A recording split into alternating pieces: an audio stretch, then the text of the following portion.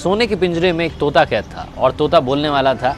राजा जी के यहाँ पर यह प्रथा थी कि महीने में 2 बार कथा होती थी और कथा सुनाने के लिए जब भी पंडित जी आते, जब भी वो अध्याय खत्म करते तो हर अध्याय के आखिरी में कहते हरि मिले तो बंधन छूटे। और जैसे ही पंडित जी ये कहते तोता कहता पंडित झूठा है। और जैसे ही तोता ये कहता पंडित जी के लिए सिचुएशन अजीब हो जाती, हर बार एम्बैरेसिंग सिचुएशन हो जाती। 2-3 बार तो चल गया, लेकिन पंडित जी को लगा कि तोता मानने वाला नहीं।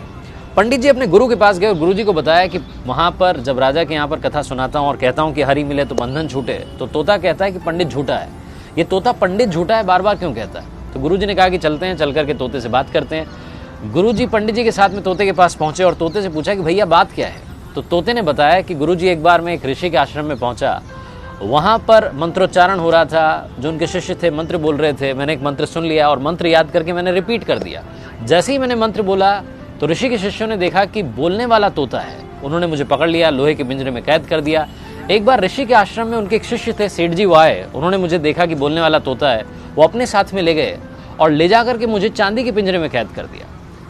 एक बार राजा जी के यहाँ पर दावत थी तो सेठ जी ने सोचा कि क्या गिफ्ट दिया जाए। फिर उन्हें मेरी याद आई, उन्हें लगा कि इससे महंगा कोई गिफ्ट नहीं हो सकता। वो मुझे लेकर के गए और राजा को भेंट कर दिया। रानी को मैं बड़ा पसंद आया और मुझे सोने के पिंजरे में कैद करवा दिया। कुल मिलाकर के रहा मैं पिंजरे में ही, मेरा पिंजरा नहीं छूटा। तो जब जब मैंने हरि का नाम लिया मेरा बंधन नहीं छूटा। गुरुजी ने तोते को अपने पास बुलाया और उसके कान में एक बात कही। गुरुजी पंडित जी को लेकर के वहाँ से चले गए।